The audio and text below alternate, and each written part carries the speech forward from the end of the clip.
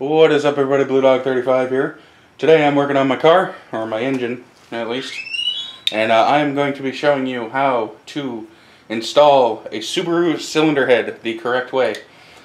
There's some sort of like Masonic dance that goes with it. It's quite ridiculous. You gotta stretch the bolts and blah blah blah blah blah blah blah. But for this you'll need a 12.14 mil socket.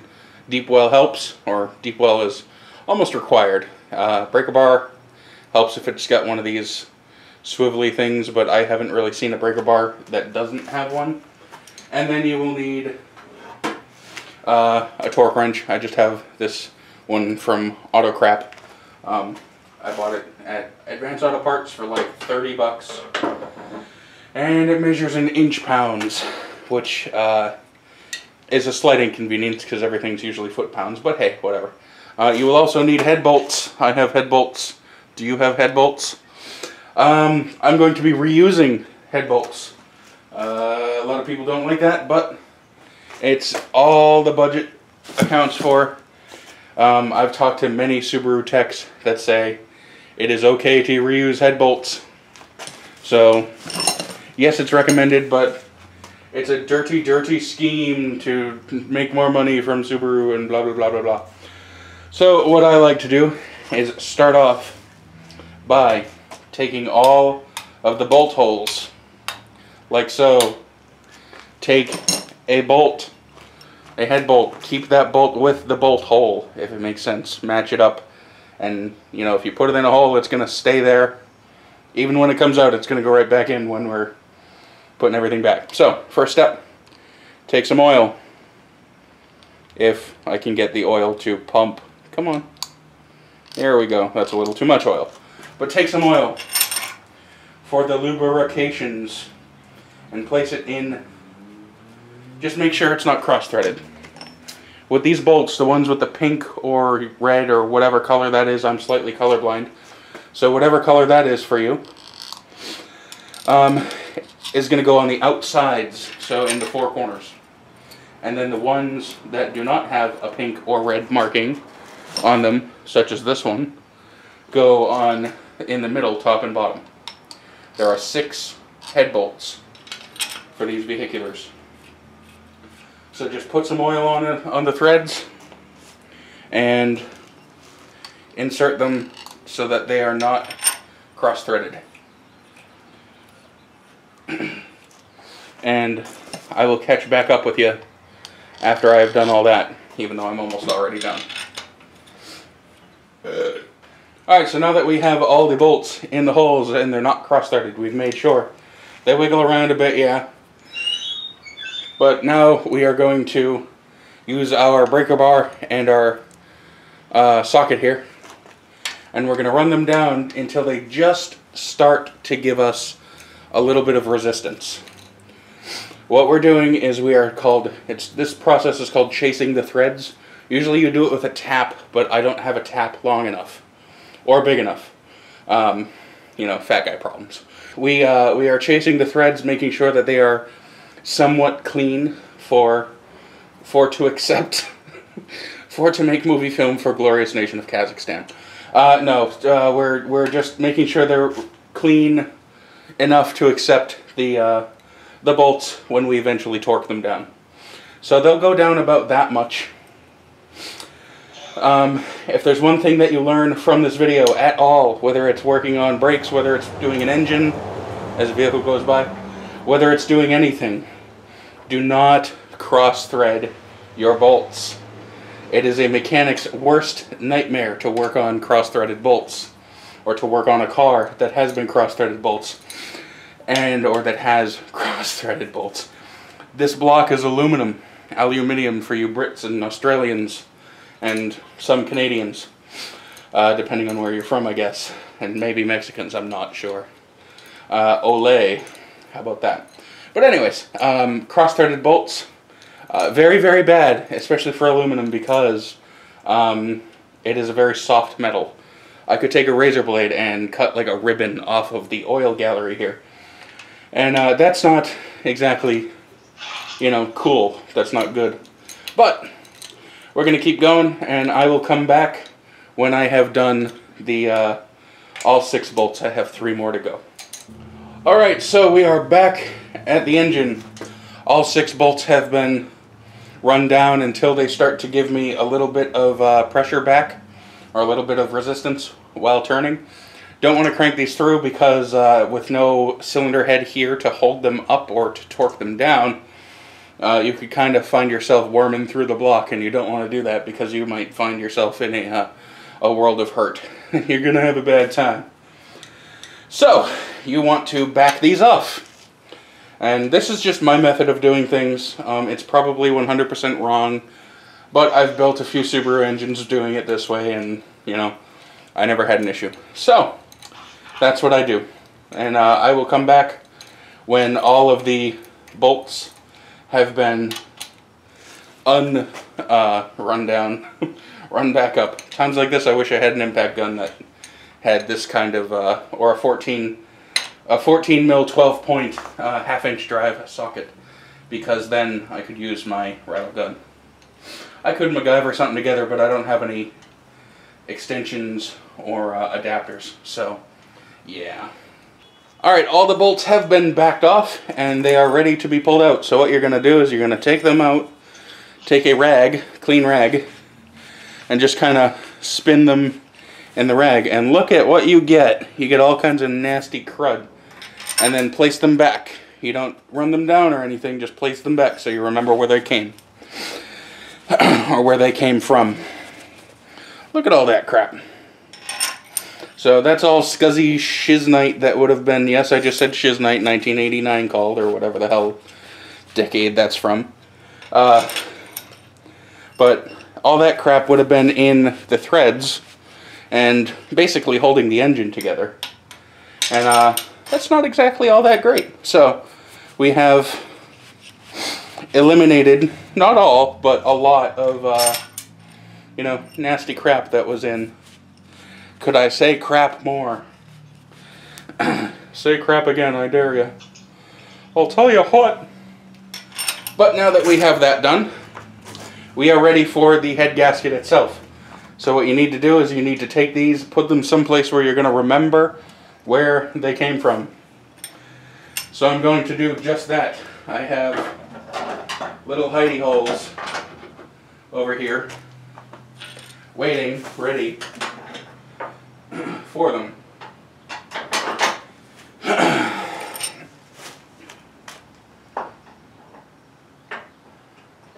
So my bolts are in a safe place, and we are going to get the head gasket itself. I have the head gasket in my hand. You'll see it in just a moment because I'm grabbing a razor blade. Remember, kids, up and down the stream, not side to side. But anyways, we are going to... Down the lane, not across the street. Yes, down the lane, not across the street. We're going to cut that open and unsheath the prize, and so, ah, shit, and it just fell on the ground. So that's always good. But anyways, blooper.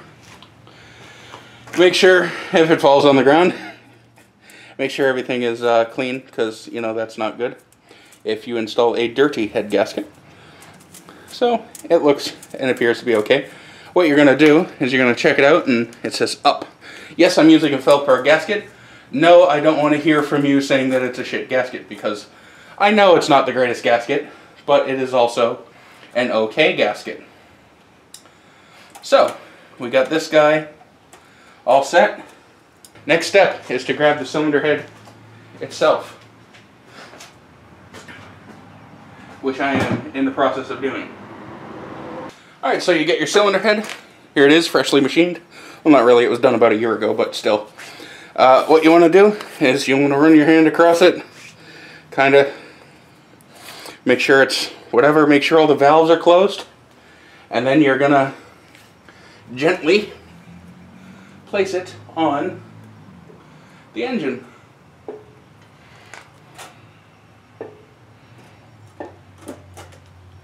Here we go.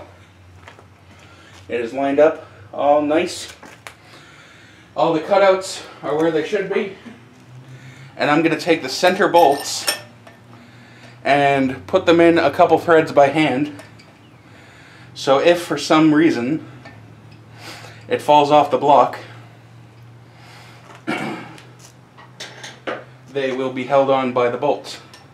And I know what you're thinking, I didn't prep the surface of the deck. You probably already commented or said something. To me, that surface was clean. You couldn't see it, but I had gone over it with a razor blade, all kinds of crazy. And it was okay. So there. Put that in your pipe and smoke it. Then we have this guy. Make sure they're not cross-threaded. Make sure they're not cross-threaded. Let me hear you say it again. Make sure they're not cross-threaded. Because cross-threaded bolts are a mechanic's worst nightmare. Yes, they are. So make sure they're not cross-threaded. Then you're going to get your breaker bar with the 14 mil 12-point deep socket. And you're just going to run them down so that they are snug. You're not going to torque. You are not going to, I said torque, not twerk. Calm down, Miley. You are not going to do anything all that extravagant. You are just going to snug them. So just to when they start giving you a little bit of resistance. So like that. Not even. I could get it tighter with my fingers. So you just run it down, run it down, run it down. If it feels weird, bring it back up and put it back in with your hand. Giggity. Yeah, I know. Mechanic work is just one big innuendo. Banging a tranny in the back of a van means something completely different to a mechanic than it does, you know, just the average person on the street. So, we're going to keep doing this, and then I will come back with the first torquing step to do. Alright, the next step after you have all the bolts snugged down is to tighten them in alphabetical order, which is A, B, C, D, E, and F.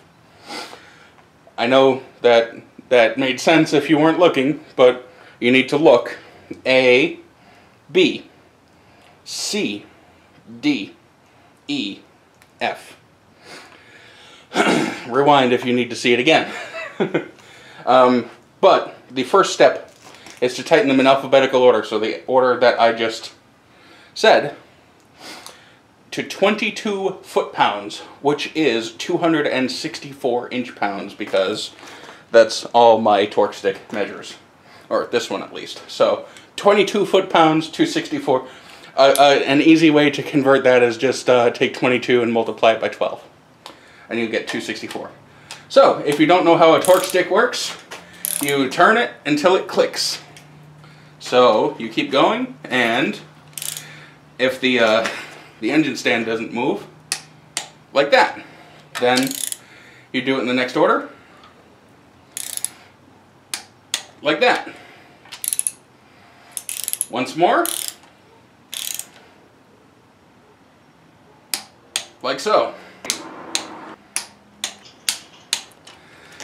This is the process of stretching the bolts. You want to do it even if you're reusing bolts. Doesn't make sense to me, but that's what Subaru told me to do. So that's what I'm going to do. The next step is to tighten all bolts in alphabetical order. Or one, A, B, C, D, E, F. Yep, there we go. All bolts in alphabetical order to 51 foot-pounds, which is 612 inch-pounds. All bolts, alphabetical order.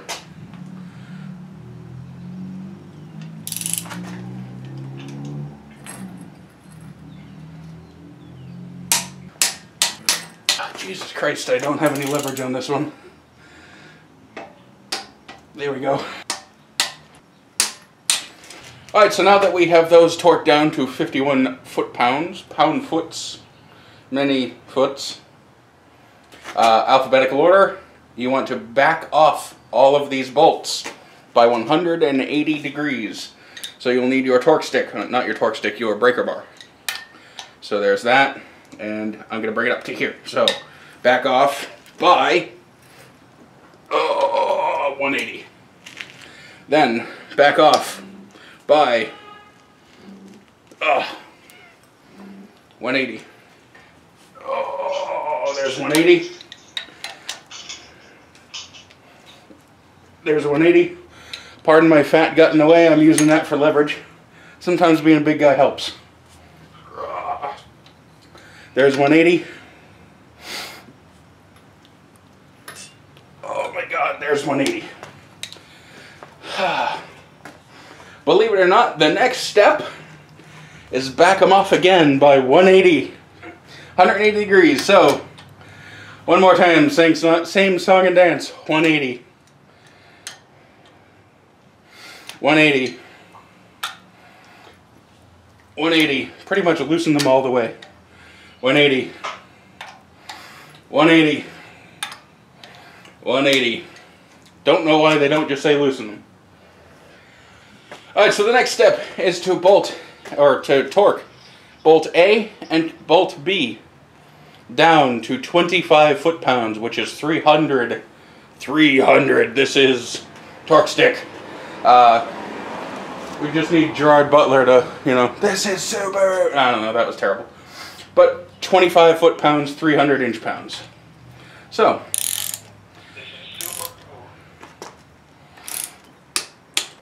And there's that.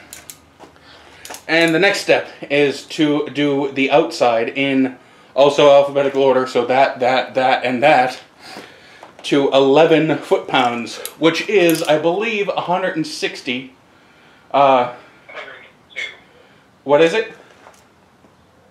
132 inch-pounds. 132 inch-pounds. I was wrong. Self-destruction's got me again. So, 11 foot-pounds, which doesn't seem like a lot for a head gasket, but there's one more step that you don't know about, and that will make everything clear.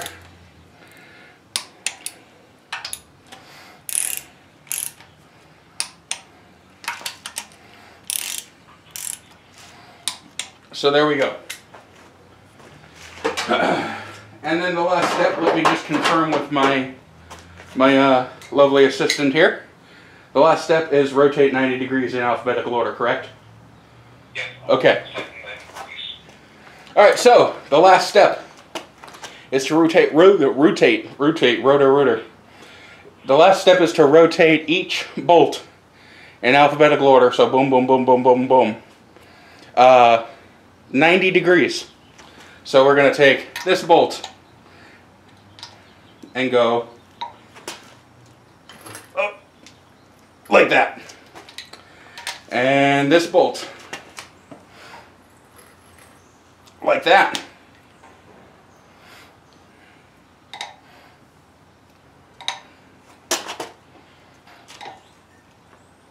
And like that. And boom, that is a successfully installed Subaru cylinder head on an EJ251 that is in, or is going in, a gloriously wonderful 2001 Subaru Forester. If you like this video, please rate, subscribe, like, comment, send me death threats. Check the links in the description.